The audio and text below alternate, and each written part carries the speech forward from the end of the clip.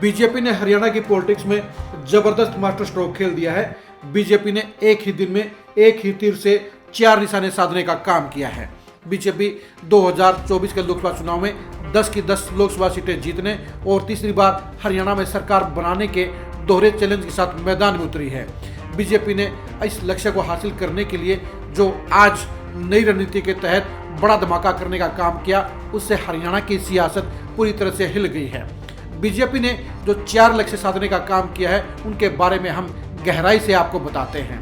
लक्ष्य number 1, JJP का टंटा खत्म। बीजेपी ने आज अपनी सरकार का पूरा बदला अदला करके जेजेपी के साथ रिश्तों का खात्मा कर दिया है और गठबंधन का अंत कर दिया है। जेजेपी के साथ बीजेपी का रिश्ता एक गहन मंथन के दौर से गुजर रहा था, जहां बीजेपी इस बोझ को ढोना नहीं चाहती थी और जेजेपी किसी भी सूरत में एक सीट हासिल करना चाहती थी।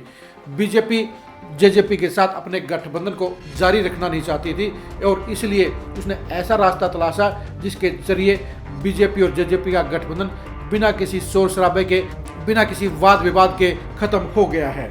लक्ष्य नंबर 2, खट्टर के लिए नाराजगी खत्म। हरियाणा की पॉलिटिक्स में मनोहर लाल खट्टर विरोधियों के सबसे ज़्यादा निशाने पर थे। किसान आंदोलन के बाद से चाहे वो जाट वोटर हों, चाहे वो सिख वोटर हों, सबका निशाना एक ही था, वो थे सीएम मनोहर लाल खट्टर।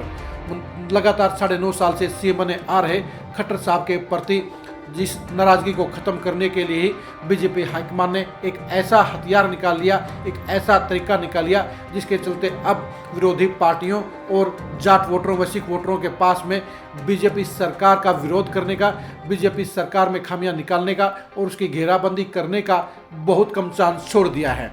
अब विरोधियों के पास नायब सैनी के खिलाफ कहने को कुछ नहीं होगा और मनोहर लाल खट्टर की विदाई के साथ ही बीजेपी ने अब अपने खिलाफ जारी सरकार के विरोध को कम कर दिया है, उसकी धार को कुंद करने का काम कर दिया है। लक्ष्य नंबर 3, ओबीसी वोटरों की लामबंदी। बीजेपी पिछले 1 साल से ओबीसी वोटरों पर सबसे ज्यादा वर्किंग कर रही है। बीजेपी ने पहले नगर परिषद और पंचायती राज चुनाव के अंदर ओबीसी वोटरों को आरक्षण देकर इस वर्ग को अपने साथ जोड़ने का जबरदस्त काम किया, जबरदस्त फार्मूला निकाला। उसके बाद नायब सैनी को प्रदेश अध्यक्ष बनाकर बीजेपी ने इस वोट बैंक में अपने प्रभाव को और बढ़ाने का काम किया। लेकिन अब तो नायब सैनी को मुख्यमंत्री बनाकर बीजेपी ने एक ऐसा कार्ड खेल दिया है जिसका विरोधी पार्टियों के पास कोई भी तोड़ नहीं है।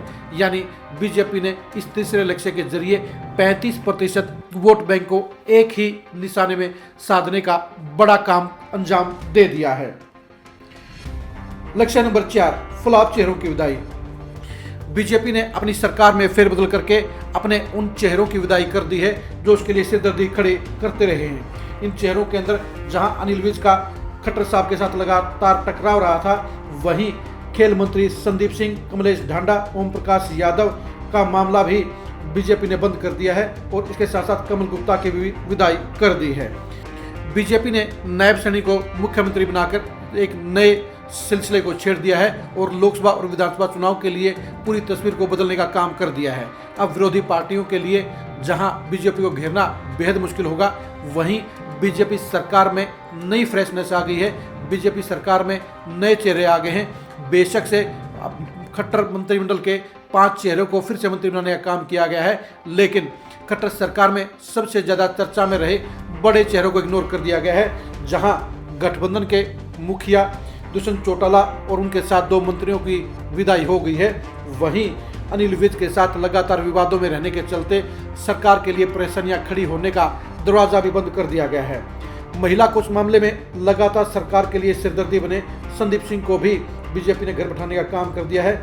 लगातार कसौटी पर खरा उतरने में नाकाम रही कमलेश ढांडा के लिए भी वर्किंग का दरवाजा बंद कर दिया गया है। केंद्रीय मंत्री राव इंद्रजीत का विरोध झेल रहे, उनकी आंखों से गिर चुके, उनके कोटे से बाहर जा चुके ओम प्रकाश यादव को भी एंट्री नहीं मिली है। इसके अलावा कमल गुप्ता भी बीजेपी की इस सबसे इम्पोर्टेंट सूची में जगह बनाने में नाकाम रहे, क्योंकि वो भी मुख्यमंत्री और बीजेपी हाईकमान की कसौटी पर खरा नहीं उतर रहे थे। यानी बीजेपी ने फ्लॉप चेहरों को बाहर करके ये बता दिया कि उसकी सरकार अब बेहतर तरीके से चलेगी और नए मंत्रिमंडल विस्तार में भी छांट छांट कर चेहरों को लिया जाएगा। यानी बीजेपी ने बड़ी बेहतरी के साथ नई रणनीतियों को अंजाम दिया है। उसने अपनी सरकार की नकारात्मकता को खत्म करने का काम किया है। उसने अपनी विरोधी पार्टनर को बिना किसी विवाद के अलग करने का काम किया है। बीजेपी ने 2024 की चुनावी रणनीति में आम आदमी पार्टी और कांग्रेस दोनों को ही पछाड़ने का काम कर दिया है। यानी इस फैसले के जरिए बीजेपी ने जहां अपनी सरकार को नया चेहरा दे दिया है, वहीं हरियाणा के चुनाव में बाकी पार्टियों के लिए बड़ी चुनौती खड़ी करने का काम कर दिया है। बीजेपी यही चाहती थी कि उसके सामने विरोधी पार्टियां फीकी पड़ जाए और वो आसानी से अपने लक्ष्य को हासिल कर सके। नायब सैनी को मुख्यमंत्री बनाकर बीजेपी ने यह साबित कर दिया है कि वो ना तो प्रयोग करने से डरती है, ना ही वो जनता का विरोध जले चेहरों को हटाने से डरती है, और वो बड़े से बड़ा फैसला भी बिना किसी रुकावट के, बिना किसी झिझक के ले सकती है। बीजेपी के इन नए फैसलों का क्या अंजाम होगा, ये जानने के लिए आप खरी खरी न्यूज़ के साथ बने रहिए। नायब सैनी का इम्पैक्ट क्या होगा, ये जानने के लिए भी आप खरी खरी न्यूज़ के साथ बने रहिए। ओबीसी वोटरों में नायब सैनी को सीएम बनाने से पड़ने वाले प्रभाव को जानने के लिए भी आप खरी खरी न्यूज़ के साथ बने रहिए। हटाए गए मंत्रियों के सियासी भविष्य को जानने के लिए भी आप खरी खरी न्यूज़ के साथ बने रहिए। आप हमारे फेसबुक पेज को फॉलो कीजिए, आप हमारे यूट्यूब चैनल को सब्सक्राइब कीजिए। नमस्कार।